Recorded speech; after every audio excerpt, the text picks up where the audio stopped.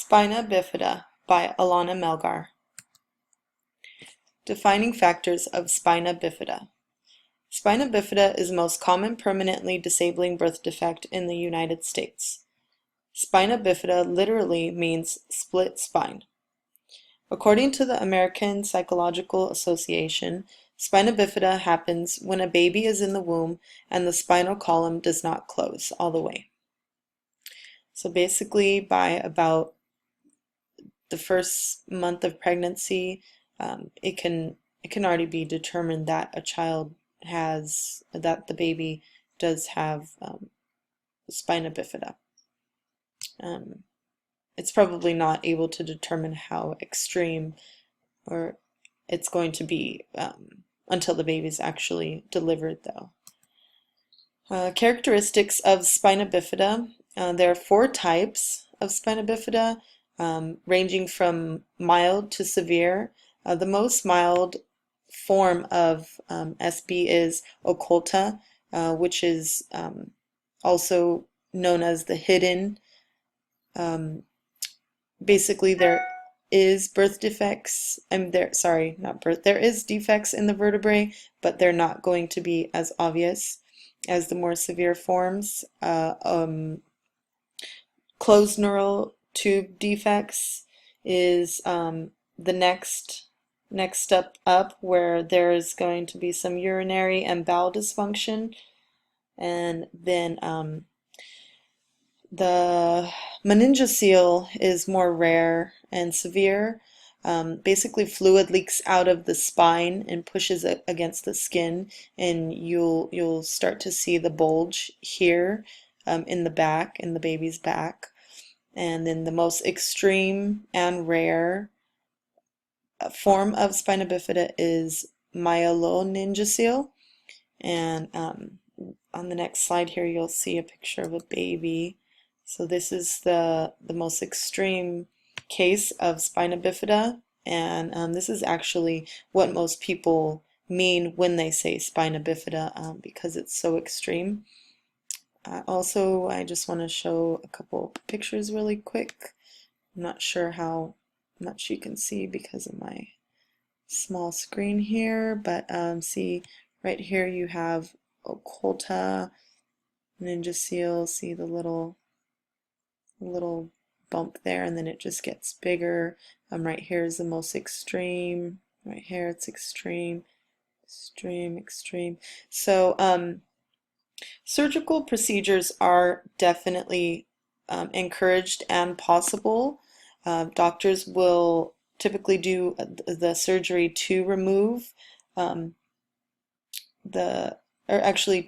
cover the exposed area within 24 to 48 hours to prevent infection, and then the baby will go to the NICU after that, just to spend some healing time in there. So there are remedies for it, but however, it is a permanent disability. Every day, about 8 babies born in the United States have spina bifida or a similar birth defect of the brain and spine. Spina bifida has historically been thought of as just an orthopedic condition. However, there are a number of brain abnormalities that are associated with spina bifida, which also make it a cognitive condition now. So these are implications for teachers that teachers should consider. So here are some websites that teachers can look at.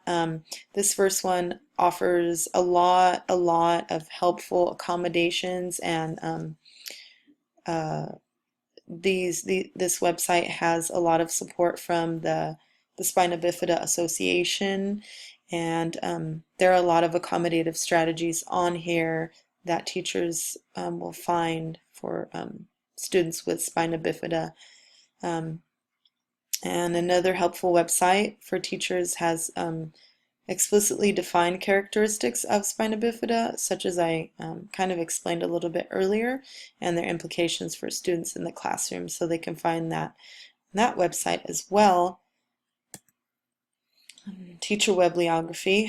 A helpful fact for teachers to know is that students with spina bifida have an allergy to latex, which I had no idea existed. And so this website here will show a list of common allergies to kids with spina bifida, such as kiwis, bananas, there's a list of other foods and fruits and stuff to be cautious of. It also has alternative products that teachers can use instead of using products that have latex in them. This is also another helpful website where teachers can access information regarding spina bifida.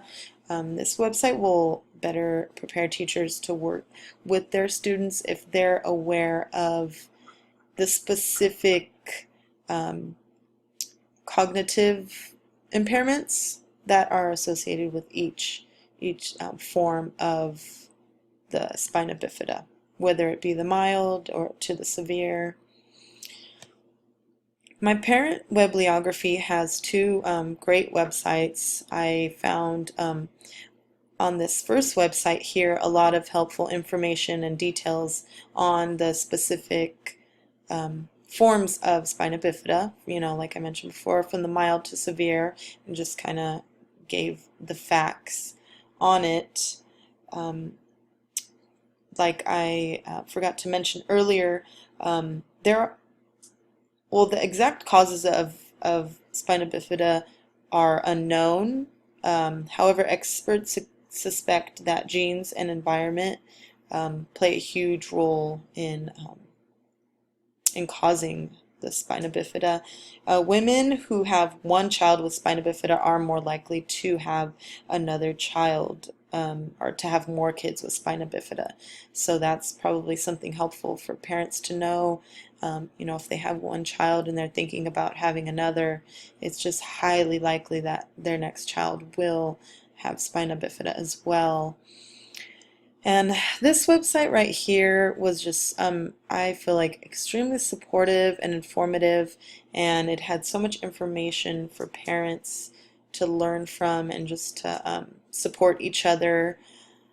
There's also links to blogs, and I believe the website was founded by people who had children with spina bifida, so that would be helpful to parents to look at this website. Overall, I just learned a lot about spina bifida and the implications for teachers and just the support that parents would need if they have a child with spina bifida. And I know that that's just one of many, many of the other impairments that exist. So thank you for your time. Thank you for listening to me, and hope you learned something from this. And here are my references.